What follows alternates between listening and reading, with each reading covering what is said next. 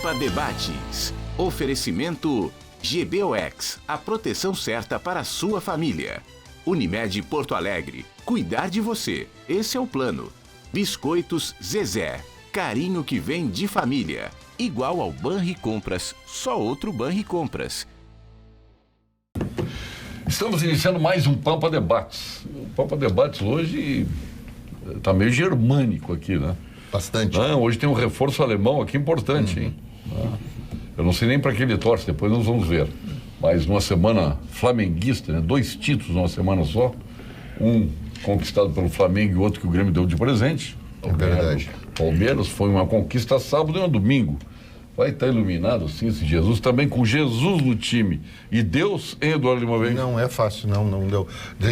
Explica porque o Grêmio não conseguiu ter sucesso com o Flamengo, né? Tá explicado. Mas o Renato pensou que era Deus e não era. Pois é, pra tu ver. Ele encontrou um ser superior. Jorge Jesus. Maravilha, tudo bem? Maravilha, muito bem. Melhor agora na companhia dos amigos aqui. Oh, que maravilha. Ao seu lado está aí o Jefferson, que abandonou o Uruguai. Ele se precipitou. Ele achou que a esquerda ia ganhar de novo lá. A frente ampla, ele se mandou. Aí deu nacional, né? Não, mas minha posição não tem a ver com a política. Deu lacagem. São 7 anos de trabalho no país vizinho e chegou a hora de encerrar por um contexto geral. O problema do automóvel no Uruguai, ele está muito além da direita ou esquerda neste momento. Ele vem de um acordo. O problema do automóvel no Uruguai é o problema do Brasil. É o que sobrou de carro aqui no Brasil, que foi para o Uruguai com um preço mais barato.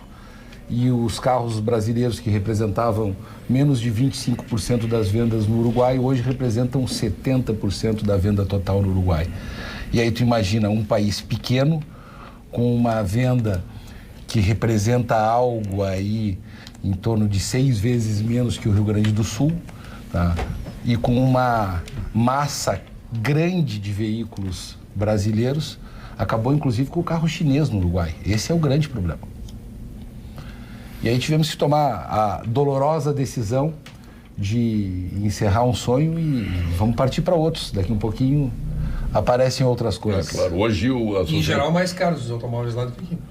Em geral, mais caros pela cotação do dólar que tem hoje, porque o automóvel no Brasil ele não subiu o preço conforme deveria, conforme o dólar corrigiu. Então, isto viabiliza que o carro entre mais barato no Uruguai. Só para ter uma noção, o mesmo carro no Uruguai hoje, ele tem 15%. O mesmo carro brasileiro, produzido no Brasil, vendido hoje no Uruguai, ele tem 15% de diferença de preço do que ele era vendido há 4 anos atrás. Pela desvalorização que nós tivemos e como a economia dele está dolarizada, não mexeu no preço lá e proporcionou que eles puderam baixar o preço. Nessa linha de raciocínio, deputado Thiago, sim. Hoje a Sociedade de Engenharia fez um encontro no Plaza São Rafael, que superlotou o Plaza, para tratar das questões que atravancam o desenvolvimento do Estado do Rio Grande do Sul. E são muitas, né? Nós estamos perdendo empresas aqui, estamos perdendo IPVA aqui aos montes, né? E nós não fizemos nada para mudar essa rotina. O Rio Grande do Sul, começou a perder lá atrás a indústria cerâmica. E foi perdendo a calçadista, foi perdendo tudo. O ISS de Porto Alegre, de alguns municípios aqui, jogam o imposto municipal para as nuvens. E as pessoas saem daqui, vão para Curitiba, vão para Goiás, vão para tudo que é lugar. E abandonam o Rio Grande do Sul, abandonam as cidades gaúchas. É lamentável isso. Eu não sei como é que nós vamos mudar esse estado de coisas.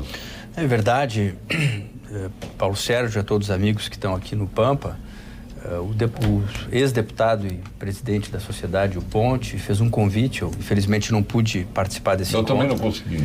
Mas o Ponte foi secretário de desenvolvimento e ele é um amplo conhecedor do sistema de desenvolvimento e dos entraves a esse processo do nosso Estado. Com detalhe, eu até coloquei, ele veio sexta-feira no programa, ele foi a favor do aumento do PTU em Porto Alegre. Eu presido a Comissão de Economia aqui no Rio Grande do Sul e ao largo de todo esse ano nós fizemos uma série de debates importantíssimos justamente para arguir as principais questões que são as travas do desenvolvimento do Estado, que são basicamente 3, Paulo Sérgio. A questão tributária, a questão burocrática e a questão da infraestrutura. Essas 3 questões são um tripé não é?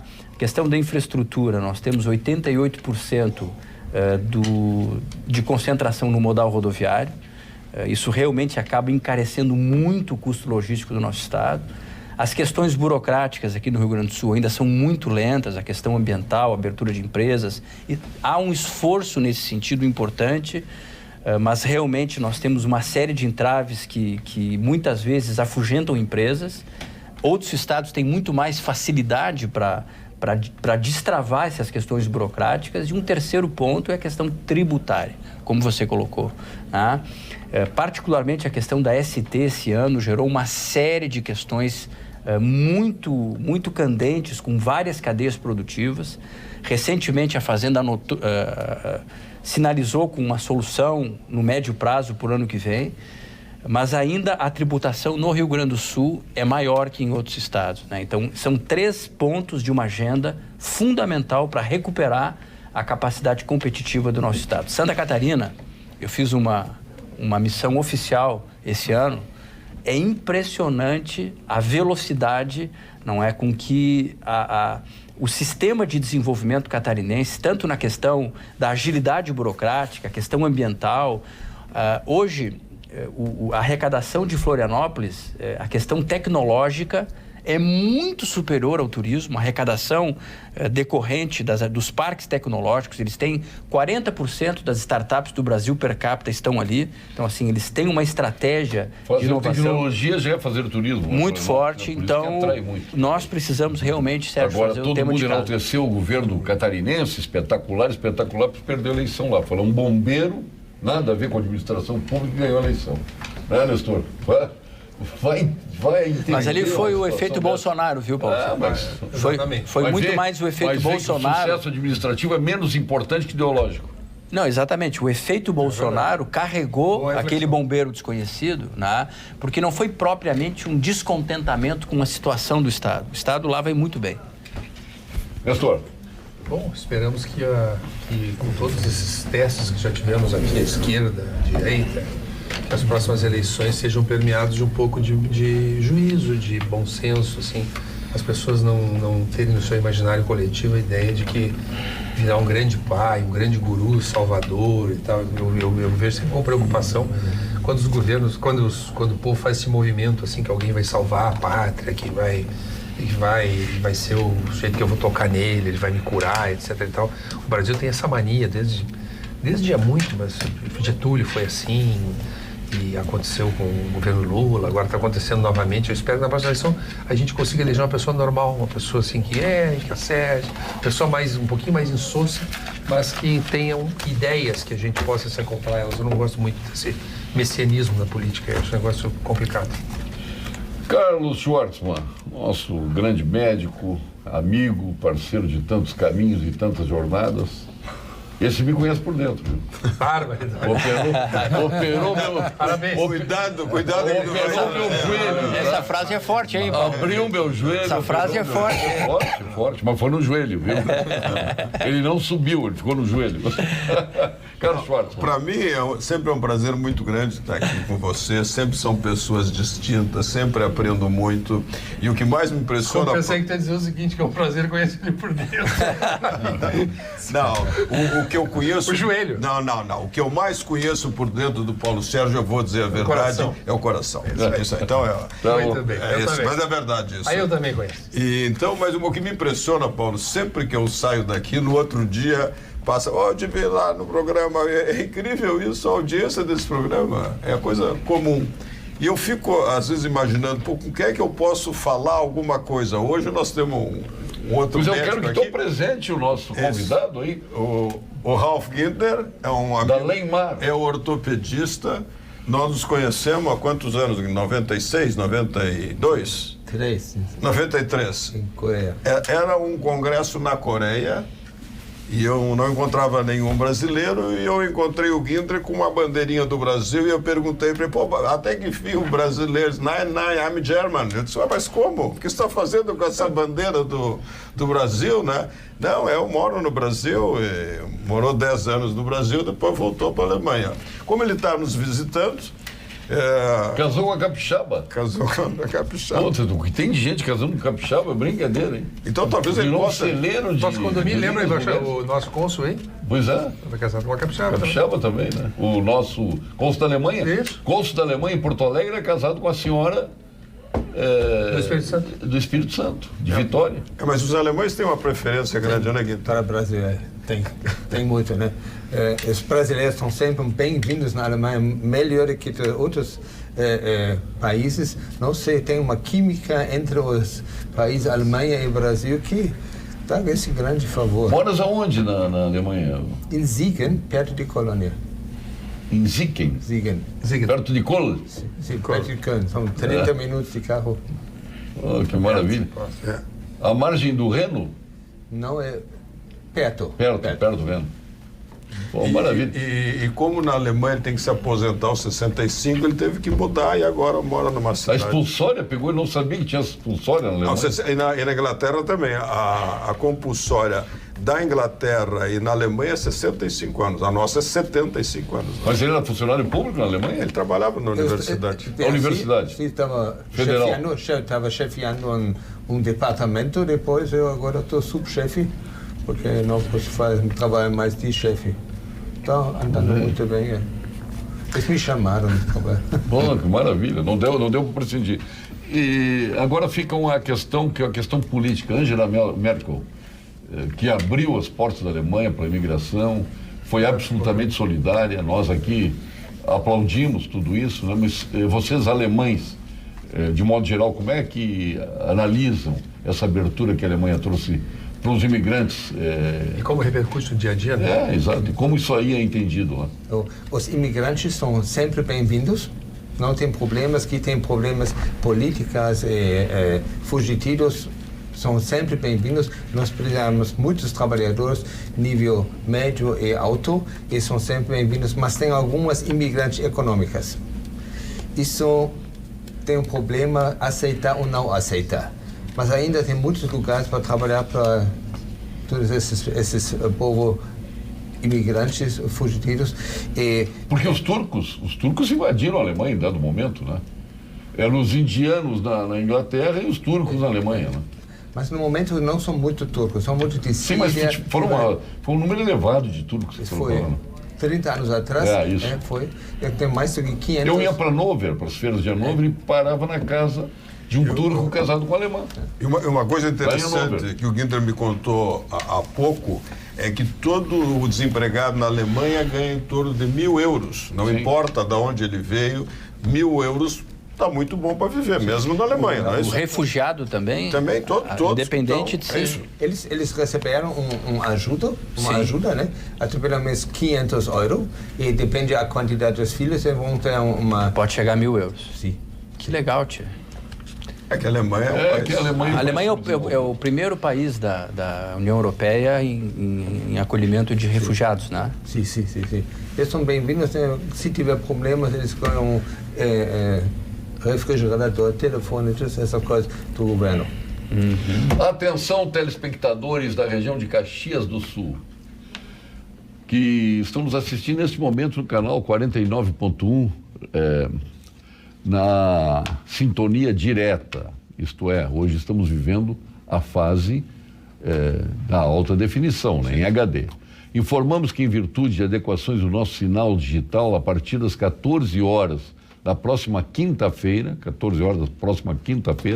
será necessário realizar uma nova busca de canais em seus televisores para que possam continuar assistindo a TV Pampa. Então não esqueça, a partir de quinta-feira, às 14 horas, fazer nova busca para sintonizar a nossa TV Pampa em HD.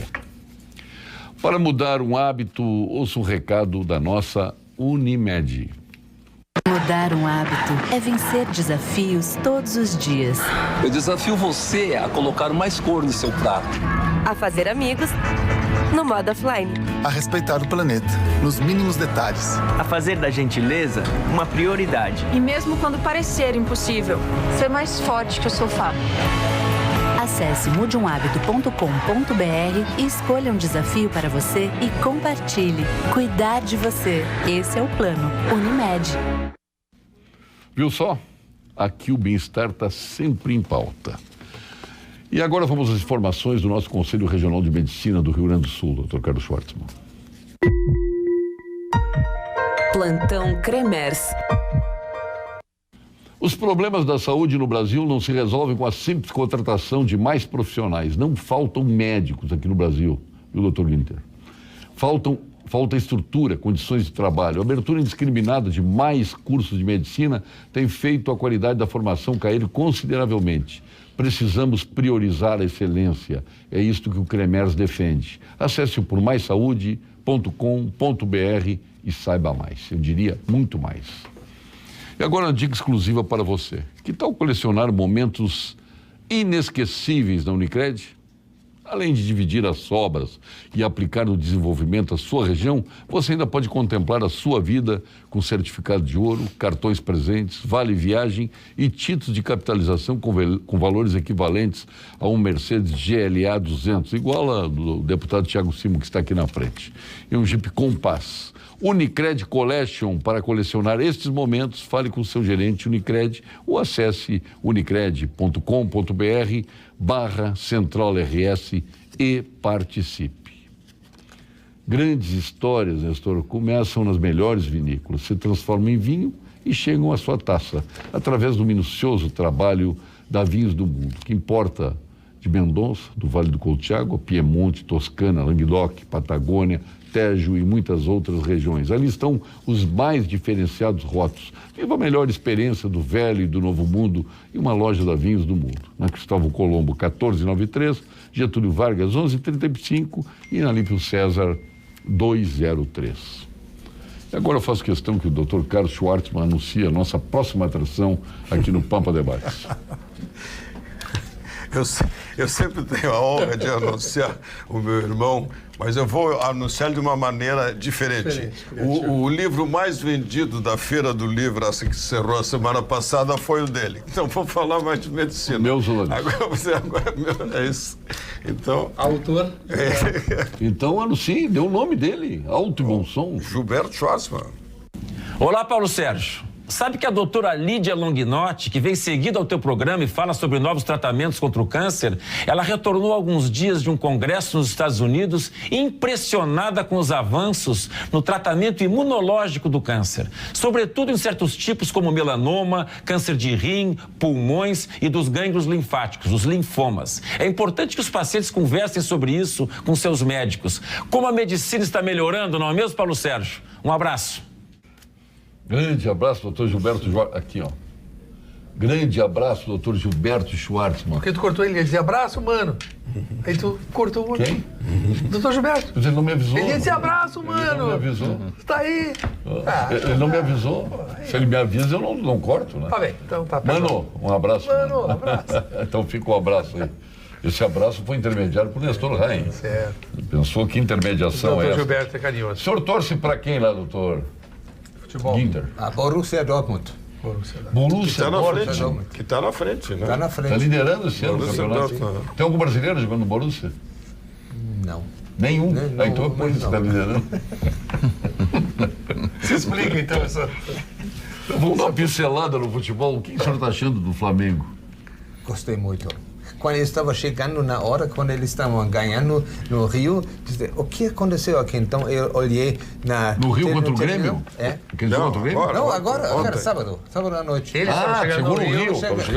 Chegando no Rio. Não me lembro essa desgraça. Não me lembro essa desgraça. Então eu olhei lá dentro e disse, olha, 88 minutos, não, 88,5, chegou 1-1, 90, 2-1, gostei. Foi uma festa no aeroporto de Rio de Janeiro.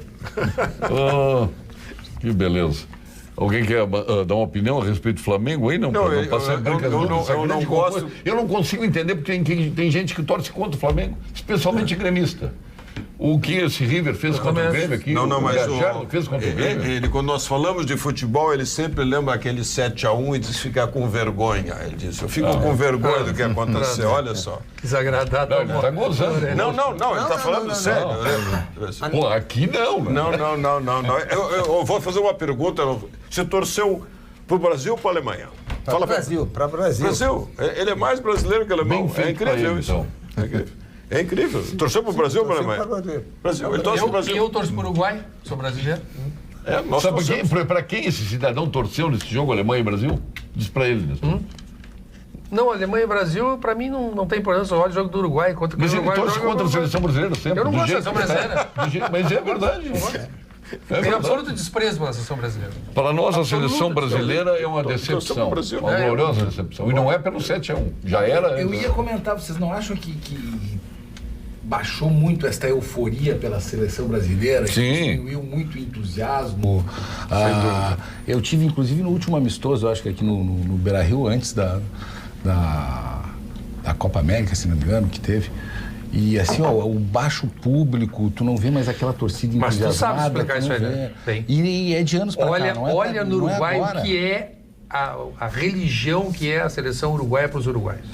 Por quê? Os jogadores são de lá, as pessoas tocam nos jogadores. Aqui eles chegam de jatinho, Ferrari, é aquela frescura, aquele negócio. O Uruguai não tem essa frescura. Não, o Uruguai não tem isso. O povo uruguaio tem uma verdadeira... A seleção uruguaia é a embaixadora do Uruguai pelo mundo.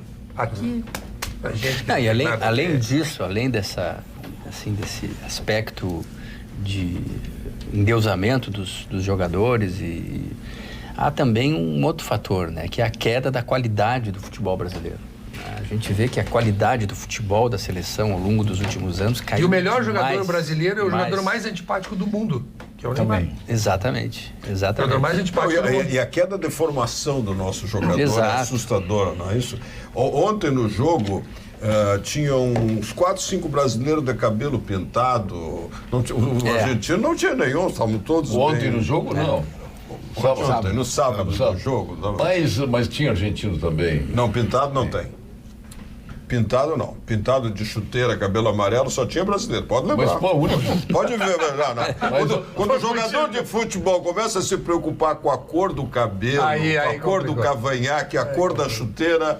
Complicou, ele tá fora. Não, mas quando pinta e corresponde em campo, tudo bem. O problema é quando pinta e não corresponde. Mas geralmente quando pinta o cara tá preocupado com outra coisa, não. O quê? Tu acha que o Gabigol não correspondeu? O Gabigol, ele fez uma das piores partidas que eu vi ele jogando, só que ele fez 2 gols, né?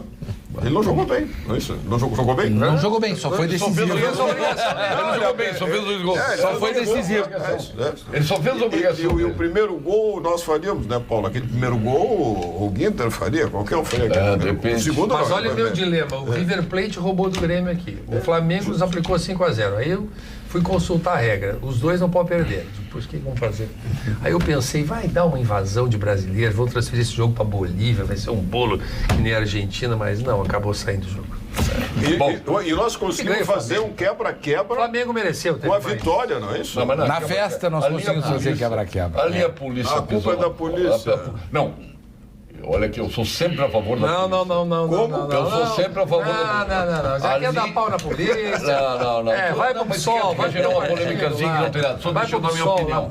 No momento que desviou o trajeto que estava planejado e ninguém foi avisado, hoje eu estava vendo todas as análises, desviou o trajeto e ninguém estava avisado, ali causou uma revolta. Mas o pessoal não tirou nada. A partir do momento que começaram a jogar bomba, que as pessoas reagiram, né? Então... vamos ver o que vai dar essa investigação. Desculpe, não posso concordar. Sim, aí atirar bomba, quero mostarda. Aí pode, apontar arma, pode. Não, desviaram o trânsito. O povo não fez nada. Aí a polícia jogou bomba no cara. Do povo que não fez nada. A torcida forçou seguir. Aí tem que ter um pouco. Eu me recordo uma ocasião. Vou falar ali até. Não era um ato político. Uma ocasião no Grenal, aqui à noite, na quarta-feira. Ali era um ato festivo. Estavam consertando a rampa da arena. Ali era um ato festivo. Aí tinha que desviar. Aí ali quebraram era um ato festivo. Tem que ter uma compreensão mínima. Não concordo? Eu vi o vídeo vídeo desse. Lembra? Não tem, ali é um ato festivo, tem que ter uma determinada compreensão. Eu até confesso que eu não vi, eu só vi o quebra-quebra, mas não vi o início. Não, mas seja contra, Paulo Sérgio. Nós podemos aproveitar para saber como é que se comporta a polícia na Alemanha diante desses fatos? Distúrbios. Eles se retiram e olham o que está acontecendo, e fazem uma barragem e deixam eles lá dentro. Porque normalmente temos grandes encontros de manifestações de islãs, salafistas, com o povo normal, né? Então as polícias separam o povo calmamente, pacificamente, e tá certo. No fim de semana teve uma grande manifestação de 400 de direita, de AfD, e mais de 1.000 de normais, né? Separaram sem briga, sem nada, sem quebra-quebra. No momento que a polícia age daquela maneira, o que tu vai esperar de uma massa desgovernada? Sem o culpado é a policial, tá certo. Não, tá bom, tu tá jogando pra torcida. Mas a polícia tem jogando pra torcida, eu não tô. Tu tá jogando pra torcida. Mas a polícia tem muito prestígio na Alemanha. A torcida que tá ali, não pra torcida, carioca. Claro. A polícia tem prestígio na Alemanha, coisa que aqui ela não tem. A polícia, não é isso? Não aqui no Rio Grande do Sul, lá, né? Lá no Rio. Tá, mas e se tu tivesse no caminhão do corpo de bombeiros, tu ia achar também errada? Caminhão do campo de bombeiros? No carro que tava passando, no trio elétrico ali, tu ia achar errada... Eu não faria o que a direção do Flamengo fez, desviar a rota posição. Ali. Ou então anuncia antes. O trajeto é esse, quando chegar aqui, ninguém mais pode entrar. Vamos permitir. Não sei o fato todo, mas não tinha o risco da torcida invadir o que estava ali ou ir para cima do carro elétrico, alguma coisa assim? Não tinha um risco desses para a polícia tomar esse tipo de atitude? Já estavam em cima do carro elétrico todo o tempo. Não, brincadeira essa parte, eu nem vi o incidente. Mas só para dizer, a pergunta que eu faria para... E se alguém ataca a polícia, quer agredir a polícia, quer bater na polícia com pedaço, o que a polícia faz? A polícia cerca ele e tira ele sem força. Cerca eles com 10, 15 policiais, mas a polícia é também respeitada. Se eles começam assim, vai ser... Eles separam e tiram. Mas a polícia é respeitada, coisa que aqui não é. Aqui, vamos dizer, no Rio de Janeiro. Não, no Brasil todo, Paulo. Não, aqui... Uma coisa que me dói profundamente, no ano passado nós contabilizamos 200 policiais assassinados no Rio de Janeiro. Bom, os policiais nos representam. A polícia tem que ser respeitada, não tem respeito aqui. Nós consideramos o policial como... O Rio de Janeiro tem o maior índice de corrupção na polícia do Rio de Janeiro. Nós já discutimos isso aqui, né? Por exemplo, a polícia é tão respeitada que, por exemplo, nos estádios...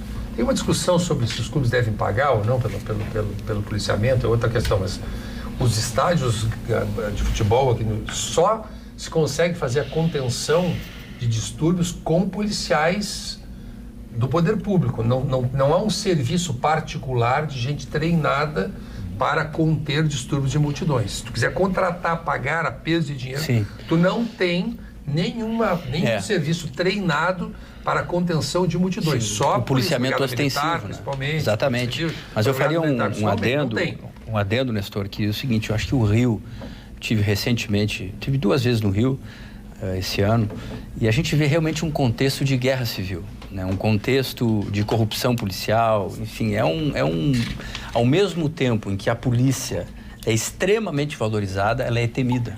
Ou seja, é um contexto de... Onde? No Rio? No Rio. Tipo assim...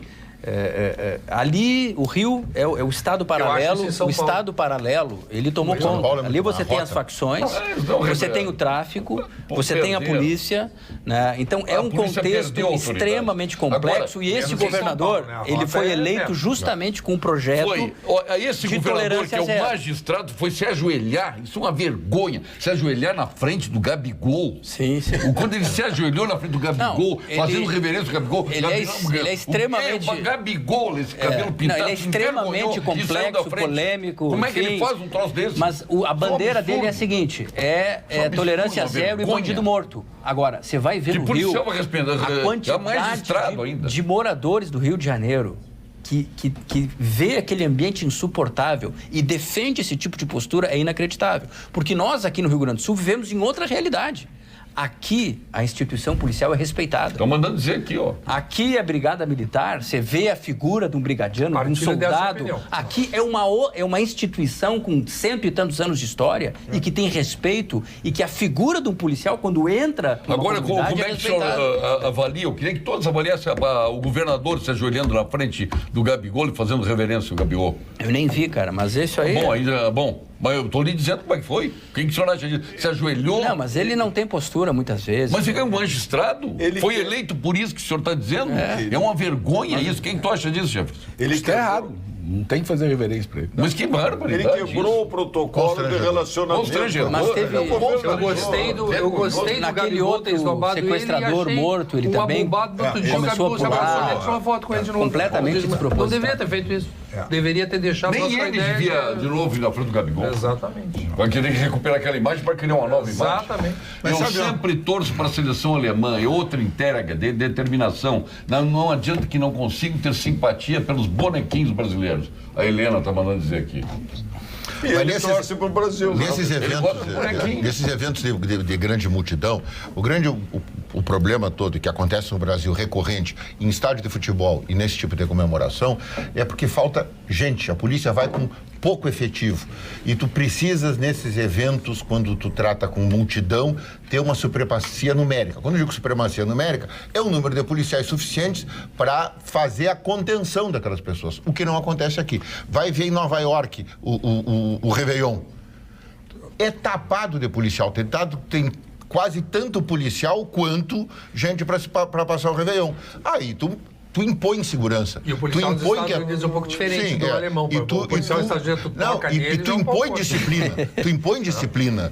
Agora, com meia dúzia de gato pingado, acaba sempre assim. Eu acho que isso é educação. O exemplo maior que veio foi a seleção do Japão, que limpou o estádio. Só daqui a 200 anos, os torcedores, daqui a 200 anos nós não vamos fazer isso. Eu dentro do hospital canso de pegar bala, pedaço de... Não é possível. Dentro do hospital as pessoas ficam jogando. É educação. Boa noite, sou o primeiro-tenente Witt, sou assistente assíduo do programa. Gostaria que a bancada discutisse a desconsideração da personalidade jurídica no que se refere à justiça do trabalho e o abuso dos juízes. É o Nestor, claro. A atuação da Justiça do Trabalho ela é contestada muitas vezes aí, porque ela é uma justiça que tem na sua essência o princípio indúbio pro mísero, né? Então as interpretações normalmente são erigidas, são construídas em cima dessa figura vamos dizer assim, de menos poder do empregado. E isso gera, às vezes, problemas na compreensão do trabalho. E, às vezes, alguns juízes, como em outras áreas do direito, como advogados e tal, cometem também seus excessos. Nós temos aí no Rio Grande do Sul o juiz do trabalho que é ligado às centrais sindicais, não tem nenhuma condição, tem CLT própria, não aceita prescrição, enfim. Então, essas pessoas amalucadas acabam comprometendo a imagem de uma justiça federal que tem muita importância na questão de dirimir as controvérsias da relação capital-trabalho. Agora tem, e esses doidos, às vezes, essas coisas deles se propagam com mais intensidade. Isso vem desde o nosso querido Supremo, né, Nestor? O Supremo. Não, mas o Supremo passou por o Supremo não. Não há nenhuma nação decente no mundo que possa fazer um sistema de justiça sem ter uma Suprema Corte. Eu acho que o Supremo é dizer demais. A indicação, há agora, pela maioria dos seus componentes, o Supremo vem passando por uma carga de críticas, em meu juízo, a maior parte delas procedentes. E isso está trazendo um desgaste para a imagem do Supremo. Some-se a isso o comportamento pouco republicano de como ele é dirigido hoje, né? Com muita mordomia, com elevadores privativos, com 2.400 funcionários, 220 funcionários por ministro. Isso tudo está capinhas ganhando 10 mil por mês, e se tu me permite, 180 secretárias. Então, a visão que o brasileiro tem hoje da Suprema Corte, mas isso não é bom. É importante ter uma Suprema Corte. Depois do julgamento esse em segundo grau, né, que terminou 6-5, vedando a prisão, permitindo a prisão para cumprimento de pena só depois do trânsito julgado, está acontecendo agora no Supremo um outro julgamento muito importante, que é o compartilhamento de dados da Receita e do COAF. IFE. Está 2-0 a favor do compartilhamento, mas para que o telespectador entenda um pouquinho de onde é que vem isso, quando acontece o 9 de setembro nos Estados Unidos, em 2001, das Torres Gêmeas, os países se juntam e resolvem tomar algumas providências para acabar com a lavagem de dinheiro. O mesmo dinheiro que financia o narcotráfico financia o terrorismo e financia todas as outras atividades ilícitas. E foi constituído o GAFI, que é um grupo, um grupo internacional de trabalho e que colocou para os países que fazem parte nisso alguns objetivos a serem alcançados. Dentre eles é criar, o que era o COAF, um órgão de controle.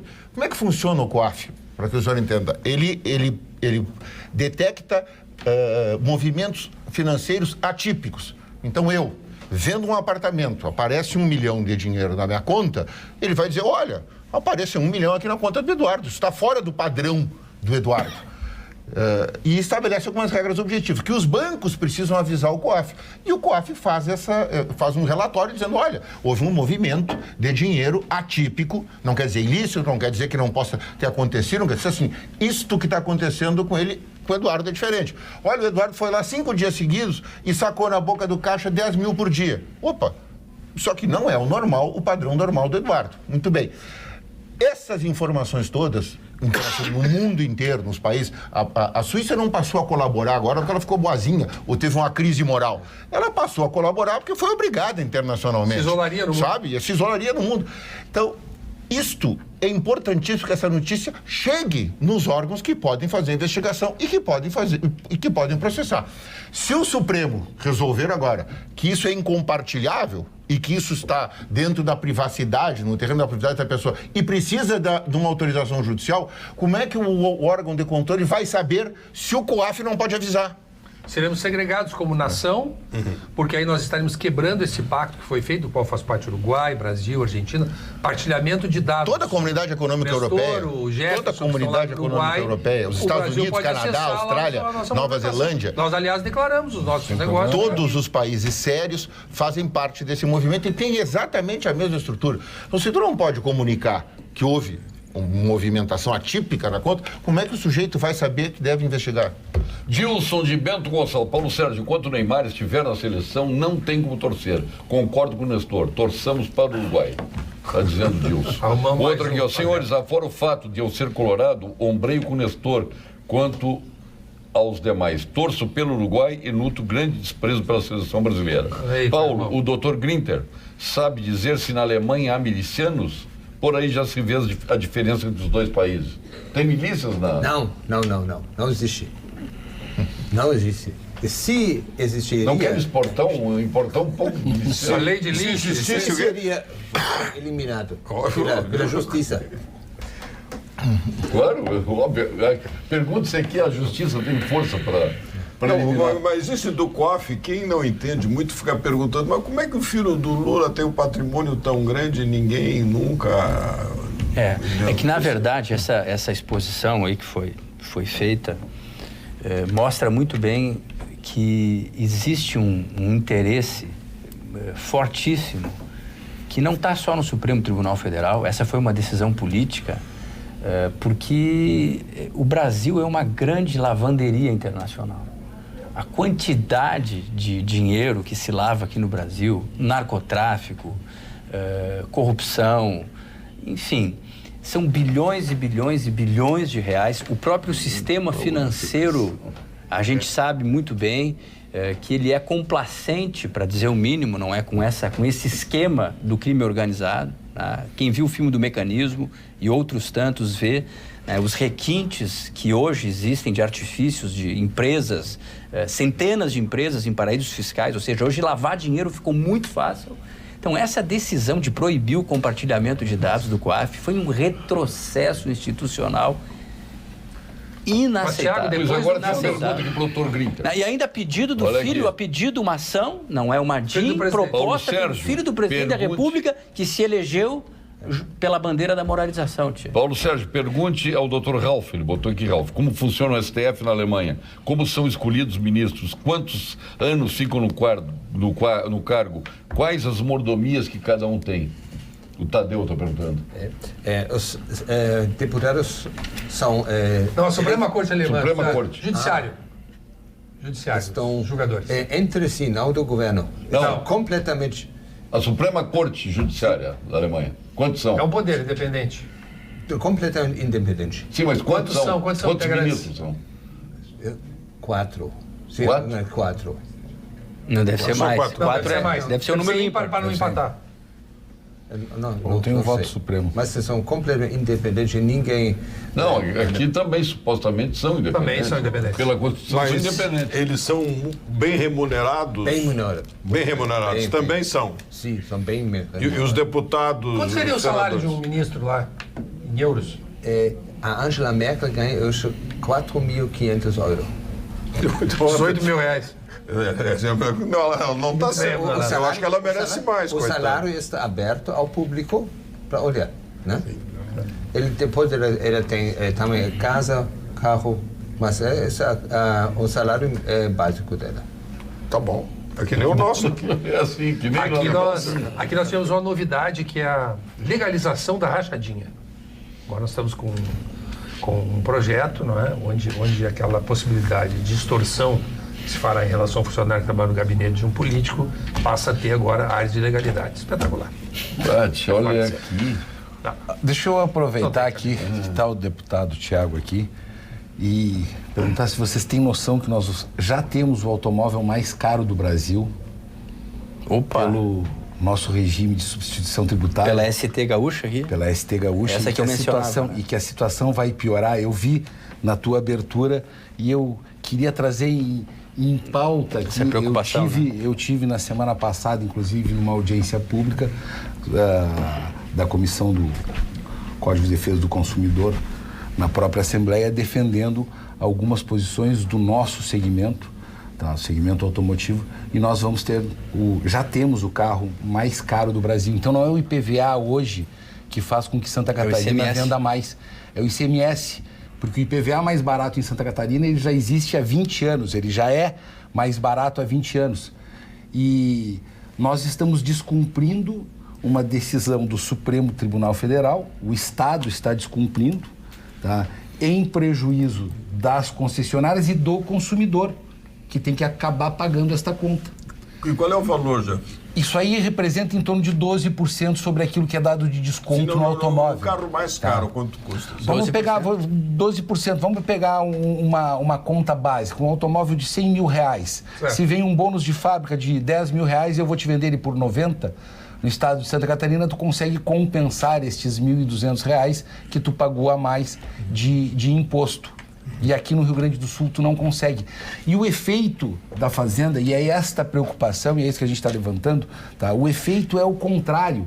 Nós estamos aumentando, nós estamos trancando a economia e não estamos arrecadando mais, porque o estado do Rio Grande do Sul, pela primeira vez na história do automóvel, vendeu menos que Santa Catarina até o acumulado do mês de outubro. E a continuar neste passo, nós vamos vender menos do que o estado da Bahia. Nós deixamos de ser quarta, quinta economia no setor automotivo e vamos passar para a sétima em breve. Comprou um carro em Santa Catarina agora. Um amigo nosso comprou um carro. Infelizmente. Comprou um carro agora em Florianópolis e trouxe agora esse final de semana. Além do que, alguns grandes grupos do setor automotivo já se transferiram para lá ou têm a sua matriz no estado de Santa Catarina. Então, nós estamos expulsando um segmento que corresponde aí a 18% da arrecadação, de 18% a 22% da arrecadação de ICM do estado. E nós estamos diminuindo ele. Tu imagina o estado de Santa Catarina com 30% de população a menos, deve ser isso, de 30% a 40% menor a população, vender mais carros que o estado do Rio Grande do Sul. E isso é histórico. O nosso segmento está pedindo um alerta, assim, ó, uma posição de diálogo, porque nós vamos colapsar a venda de automóveis aqui. Tá. Não, e só para esclarecer, não é de o Supremo Tribunal Federal, ele teve uma decisão pela definitividade. Ou seja, as empresas que pagavam a mais a ST seriam restituídas, não é? E as que pagavam a menos, o contrário. O que aconteceu? Vários estados adotaram esse regime da optatividade. E fizeram lei disso. Exatamente. Santa Catarina institucionalizaram. É isso que está fazendo com que Santa Catarina... E o nosso estado, em função da crise fiscal, ele acabou não fazendo e postergando, não é? O que gerou uma crise em várias cadeias produtivas. Então, ao longo de todo esse ano, Paulo, nós tivemos várias reuniões com o subsecretário da Receita, que infelizmente a gente entende a situação fiscal do Estado, né? Mas infelizmente nós temos alertado que nós temos a curva exatamente, nós estamos perdendo geração de receita, não é? E o pior, muitas empresas acabam investindo em outros estados. Então essa é uma decisão. E por que o automóvel brasileiro não compete no exterior? O Canadá tem uma indústria, tem 25 milhões de habitantes, ou 30 milhões de habitantes, tem uma indústria automobilística razoável e exporta bastante. Por que o Brasil não consegue fazer a mesma coisa? Qual é a dificuldade? Porque o custo do automóvel aqui lá... Custo de produção aqui da montagem, mais alto. Tá, da fabricação da peça, tá? Quando tu chega no produto final, em torno de 48% é imposto, além das nossas leis trabalhistas serem complicadas. Então, nós só conseguimos competir na venda de automóveis no Mercosul, Uruguai, Argentina. Tu vê que o Chile é um mercado aberto e não entra carro brasileiro no Chile. Os carros todos vêm de fora. Agora vou dar um pouquinho de bom humor para arrumar para o ponto final. Boa noite, querido Paulo Sérgio. Um abração a todos. Como dizia minha mãe, com todo respeito, o procurador Eduardo Lima Veiga é um pão. Olha, muito obrigado. Olha, eu já me dou conta que a senhora tem muito bom gosto, dona Elaine. Fazia tempo que eu não louva essa observação pertinente. Nós vamos agora ao ponto final com Gimo, qualidade comprovada. Ponto final, oferecimento produtos Gimo, qualidade comprovada. Eu já te dou o endereço aqui. Tu não tem... Tá bem. Vamos começar com o ponto final com o Nestor Rain. Estou um pouquinho preocupado porque a Assembleia Legislativa vai promover amanhã um debate, pelo menos do que li, né? Tomara que não seja isso, né? Sobre a questão palestina, né? Que é uma questão importante porque o mundo precisa de paz e principalmente um povo que sofre muito. Mas nessa tentativa de trazer essa realidade cruenta da Palestina, há no bojo de toda essa manifestação muitas questões de antissemitas.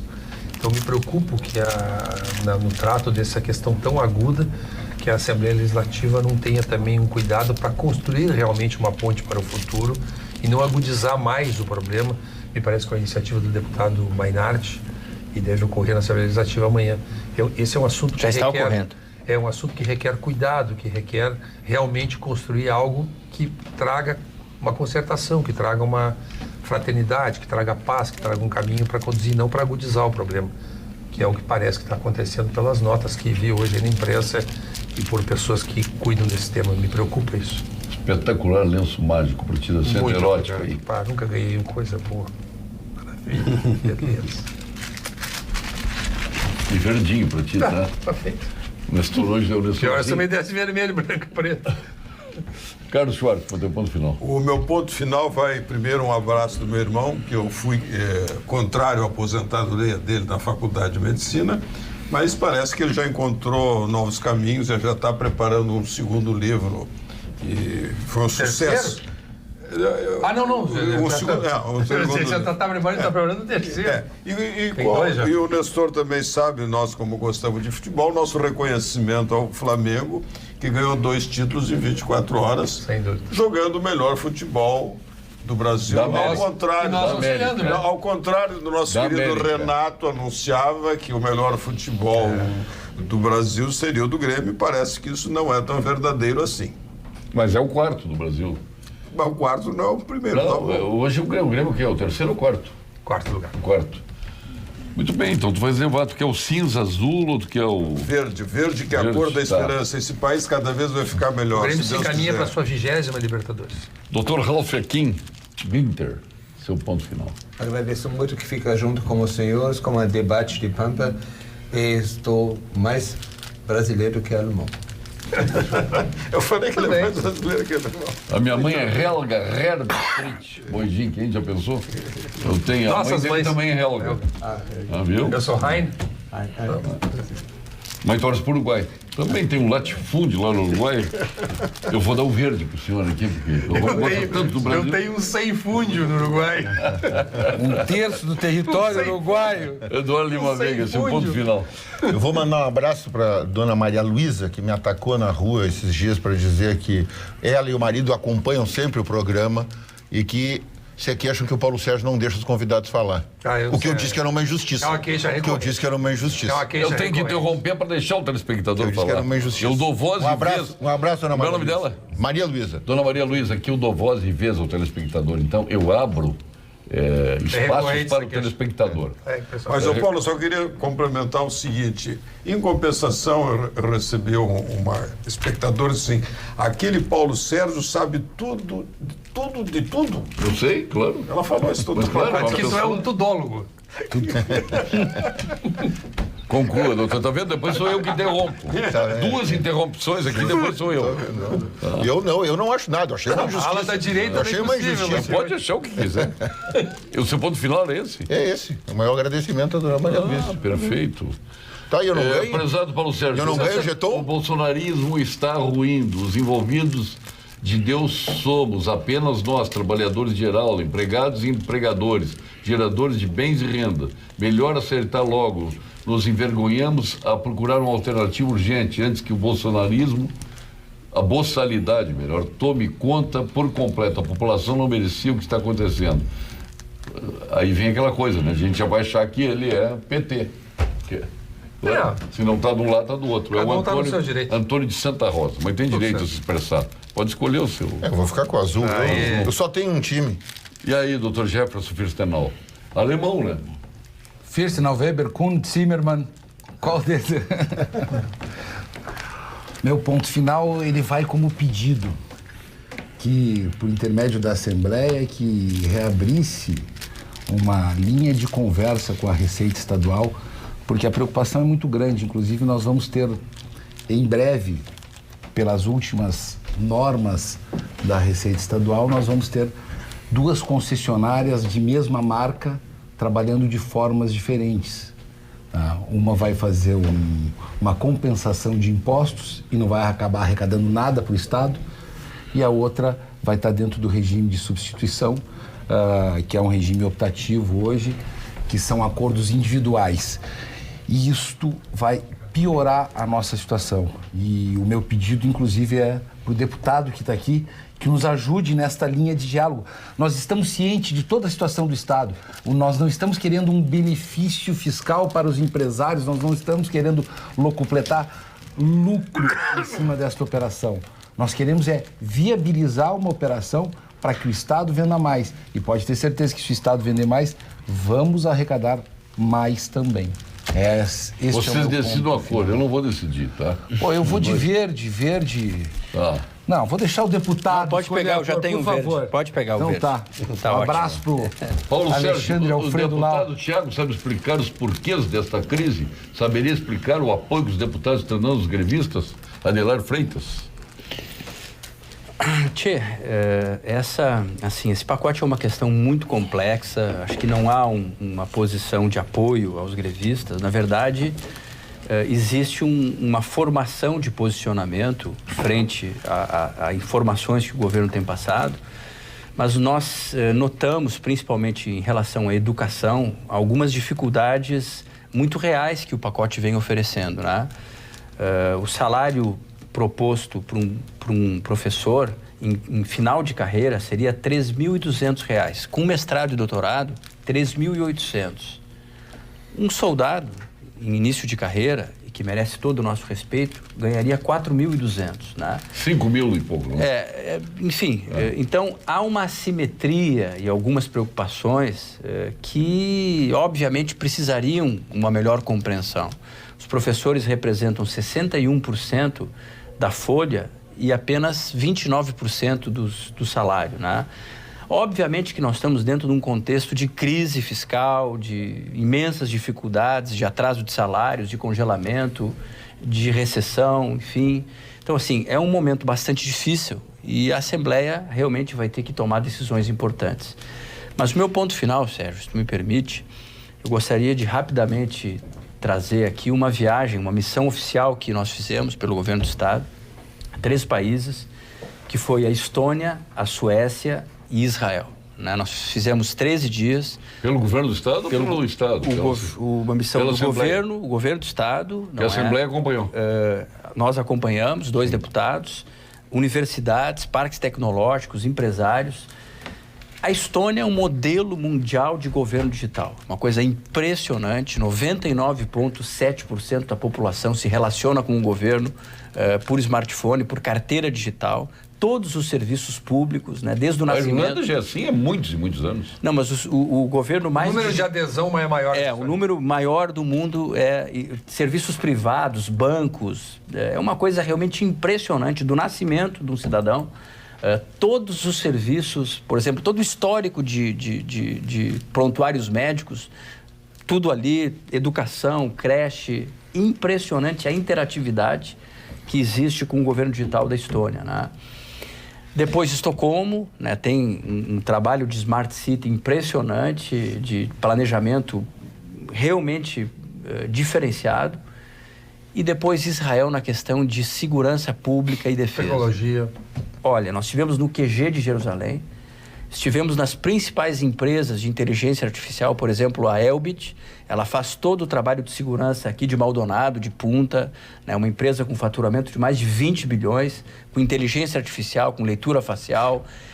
Então, assim, muita tecnologia. A gente vê que o Rio Grande do Sul, que o Brasil realmente está realmente muito numa fase muito analógica, muito... Aqui os nossos bancos de dados das delegacias, Nestor, eles não interagem ainda. Isso é verdade. Faltou o deputado Tiago Sim mencionar um quarto problema que assola a nossa economia, a politicagem e duelo de egos que atrasa o nosso Estado. Não podemos esquecer que o atual governador, por razões eleitoreiras, pouco antes da eleição, ajudou a boicotar a votação que Sartori mandou para a Assembleia sobre o plebiscito para a privatização dos estatais, com o argumento que queria tempo para o debate. Assumiu e logo mandou a proposta semelhante. Antônio de Pelotas. Não, é verdade, tanto é verdade isso, Paulo, que, de certa maneira, ele colhe essa atitude, ou seja, ele impediu que os deputados do PSDB aprovassem a questão da privatização das empresas com a questão do plebiscito. Se nós tivéssemos feito isso no ano passado, haveria uma aceleração da privatização dessas empresas e a consequente entrada das receitas para aliviar a crise do Estado. A sua continência vai para quem hoje? Olha, tia, eu acho que vai para os professores gaúchos. Eu vejo, assim, um sentimento de abatimento muito forte nos professores do Rio Grande do Sul. E nenhuma civilização consegue avançar sem a valorização dos professores. E, infelizmente, olha, meu pai, há 30 anos atrás, Paulo, ele foi governador do Estado, enfrentou uma greve, essa questão da politicagem dentro dos CEPERS é uma questão muito forte. Perfeito. Só para concluir. Mas, assim, não, é uma continência, não é para ser revista. O continente é para os professores. Mas o abatimento que eu vejo hoje nos professores... Continência para os professores, então. É muito forte. Pronto, a moçalidade tomou conta. Vocês estão doentes. Na cabeça de vocês só tem PT e bolsonarismo. Rezemos. Mas não é isso que eu disse, rapaz. Eu disse, tu fez a afirmação, eu disse o seguinte, daqui a pouco vão dizer que ele é PT justamente por essa radicalização. Nós defendemos ele.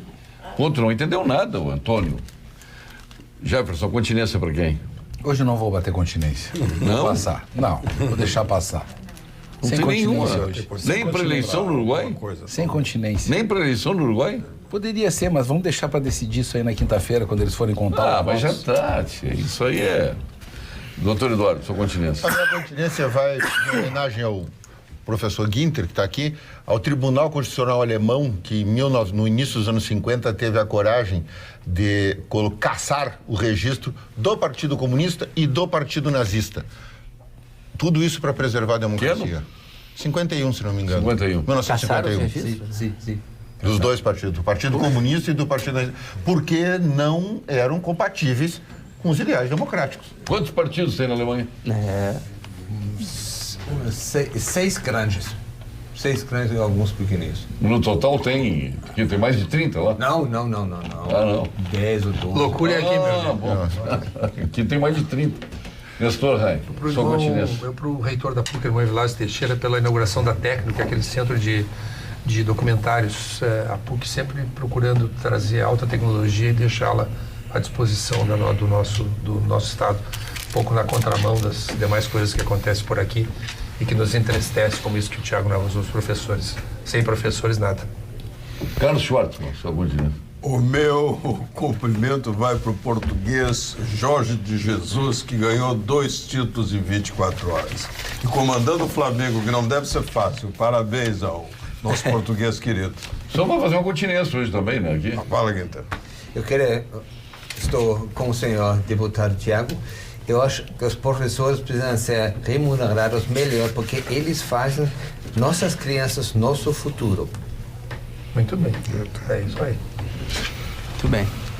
Olha, aniversário sábado, Rui Lopes, nosso vizinho no condomínio. Grande abraço, Rui Lopes. A Dione Borges Carvalho, o Nelson Eggers, o Adilson Santos, Moacir Araújo Lima. Um abraço, Moacir. O José Carlos Pinheiro Neto, da nossa GM, hoje vagabundeando, como ele disse. Vagabundeando pelo mundo. Está vagabundeando. A Suzana Carlos Borges, a Lia Knijnik, Eduardo Conil Dedé, um beijo aí, Dedé. Aniversariando o André Morandi, Daltro Vesp, pai do teu colega lá, deputado, o Vesp. Matheus Vesp. No domingo, a Sandra Quirô, a desembargadora Flávia Lorena Pacheco, Iradir Pietroski, nosso presidente do TCE, nosso ex-deputado Francisco Apio, narrador esportivo, a Lisete Feijó, aniversário, o Isnar Jaquet, o Fernando Goldstein, a Rose Santos, a Magda Beatriz. Conhece a Magda Beatriz? Conhece, né? Magda, jornalista bastante. Magda Beatriz. Parabéns a ela também pelo aniversário. A Rose Santos, a Lúcia Záquia, a Helena Sperri.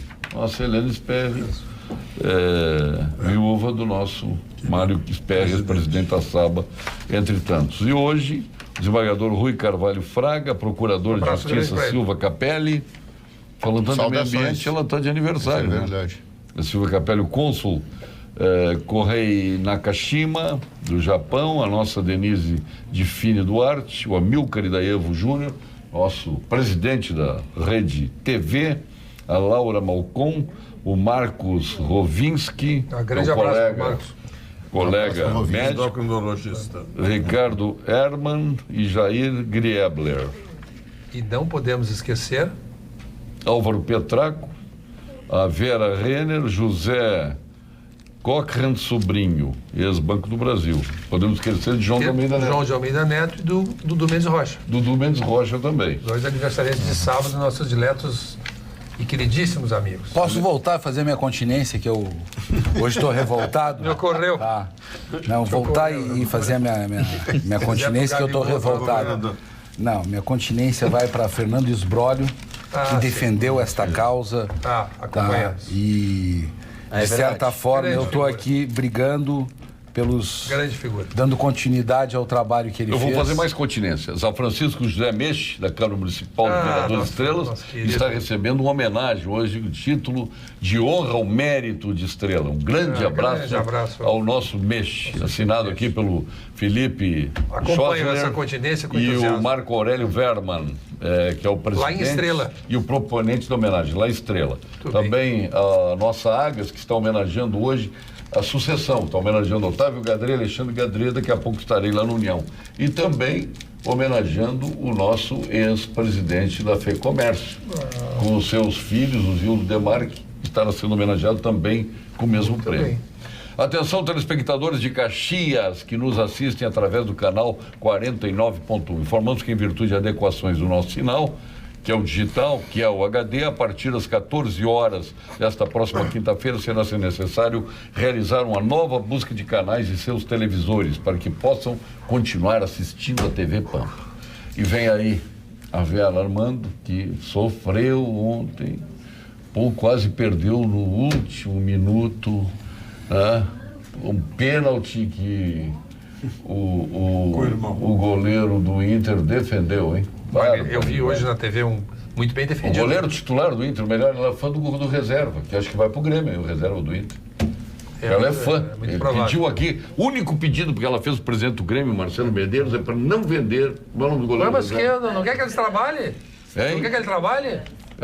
Danilo Fernandes. Não quer que ele trabalhe? Fã do Danilo Fernandes. Vocês não aproveitam a Obrigado, deputado Thiago Simon, obrigado, Jefferson, obrigado, nosso procurador eterno, procurador-geral, Eduardo Lima Veiga, nosso Nestor Rain, diretor do Grêmio da Federação de Agricultura do Rio Grande do Sul, nosso médico Carlos Schwartzmann e o nosso médico querido convidado de hoje, da Alemanha, internacionalizou o programa hoje, Dr. Ralf Akin Grintler. Prazer tê-lo aqui. Volte sempre, hein? Obrigado. Não precisa de trazer, venha também, sem problema. Retornaremos amanhã com mais um Pampa Debates. Até lá.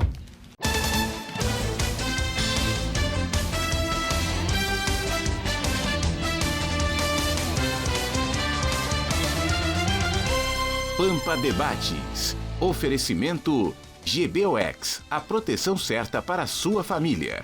Unimed Porto Alegre, cuidar de você, esse é o plano.